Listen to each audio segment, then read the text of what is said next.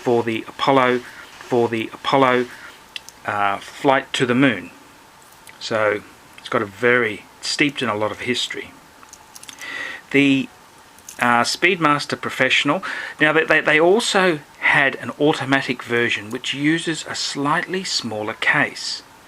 So my own opinion is I think you've got to go for the true man on the moon watch. The true man on the moon watch is a Omega Speedmaster Professional, manual wind, using either a 321 caliber movement or a 861 or a 1861 type movement. I think that's the true incarnation of that watch. This example I'm showing you here, I've actually fitted it. It came with the current model bracelet, but I've actually fitted a 1171 bracelet to the watch because I think it adds a nice vintage feel to the piece. This watch here is a late 80s piece, and I think the vintage bracelet just makes it so enjoyable as a vintage piece. It's like climbing into an E-type Jaguar. Sure, the new model is nice and sleek and wonderful, but the vintage model is just magnificent. It's a great watch, the Speedmaster. You've got, of course, the chronograph there, which you've got your 3 eyes, which are in the 3, 6 and 9 position there. You've got really nice buttons on it. You have beautiful hands on the piece itself there. The watch itself is a lovely piece of engineering. It's got a dust cover on the back on the movement if you open it up inside. A wonderful watch, and I think they're a true sports watch in that sense. They are not a waterproof watch. That's the only thing about chronographs, is that because they've got the extra 2 buttons there, the integrity for waterproofing makes it a little difficult. So you do lose that ability with the you can't take it in. Well, look, you can take it in the water, but I really would not do that. I mean, it's a lovely classic thing. You don't want to destroy it by being stupid. Lovely watch. I think on the second-hand market, classic sports watch, you really probably one of the best value pieces. I'd say in luxury watches, probably second only to the two-tone DateJust. This is a lovely piece. I paid for this piece here, again from a dealer friend of mine, and I paid for this watch here around about the $1,700 mark, which I think is quite reasonable. Well, that's US dollars. I think that's quite reasonable buying, and it's got the most beautiful mechanical wind on it. There's beautiful wind on it. Lovely case. I think it's a very it's a very nice looking sports watch that I've really enjoyed wearing it, and it's a piece I really look at fondly, and I'm always happy to put that on my wrist. The last piece in my range, well, I should say last piece in my 3 classic icons, is the Breitling Navitimer. Now, Breitling themselves are a name which is synonymous with having beautiful dials. Let's just have a look at this dial here, because this has got one of the most gorgeous dials. Breitling is renowned for having very sharp dials, and this piece does not disappoint.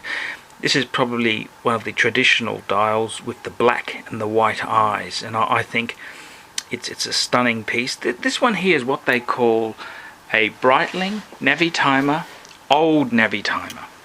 Old Navitimer because the current model has got the eyes just like in the Omega 369 with the date at the 5 position, I should say the 4 to 5 position there.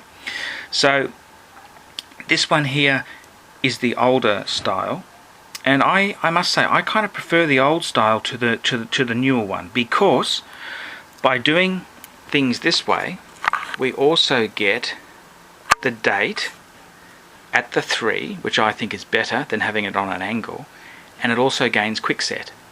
the newer models don't have a quick set date, I believe. So ever since my Rolex days, I've really liked quick set dates. This has got the newer style bracelet, the Breitling bracelet. This piece here is probably around year 2000, because they stopped making this model in I think 2002, and it's just a gorgeous piece. Wonderful precision to the chronograph functions there. It's not wound up. Beautiful attention to detail here, and this is a fantastic sports dress watch. People are saying to me now it's more of a dress watch than a sports watch, because they've got items like the emergency watch, you've got the Avengers, and you've got the Super Oceans in the Breitling range. I would tend to say, look, I think it's a classic sports watch, that there, and it's a beautiful piece, polished metal. I mean, no other maker polishes metal like Breitling does. I mean, besides the hallmark of the beautiful dial, the polished metal, it's just a superb piece, and I think on the secondary market these are actually quite good value. I paid for this piece here, it was around about the $3,000 mark, which I don't think is terribly expensive. Breitlings do lose a bit, like any watch. You buy it new and you will get less than what you paid for it, excluding the Rolex Daytona, which I believe that rule no longer applies because of the global financial crisis. But this piece here, you buy one of these from a respected vintage dealer, you can't go wrong. $3,000. I mean, that's not a lot of money for an iconic sports watch. It's just a design classic. Beautiful. They have got the Navitimer World now, which is this, because this uses the 41.5mm case.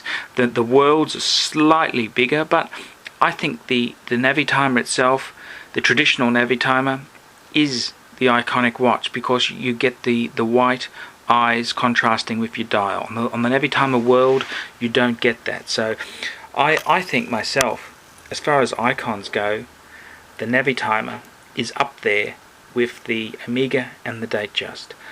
I hope you've enjoyed this video here. This is just a short clip to show you 3 icons in the luxury men's watch era, and I hope you've enjoyed seeing some of my collection. If you are a luxury fan, you'll notice my Louis Vuitton hard case luggage in the background there. It's just gorgeous. I do have a couple of other clips on my hard case luggage and on my briefcases. You're welcome to view those. One of my favourite hard case pieces is my special order tiger green Elsa in the background, and that was that suitcase that came in. I think we got that in 2005, and it was around about the $10,000 mark. It's a special order, came from the Champs-Élysées store in Paris, and it's just a beautiful suitcase, and unfortunately it makes it hard to use on commercial airlines, because they really don't appreciate luxury and the effort collectors go to with these type of items. And I mean, I'm not a poor person, but I'm certainly not extremely rich. I'd say I'm middle class, and so I mean, I've had to save for that Elsa. It wasn't just something I just bought and said, okay, there we go, that's a day's wages.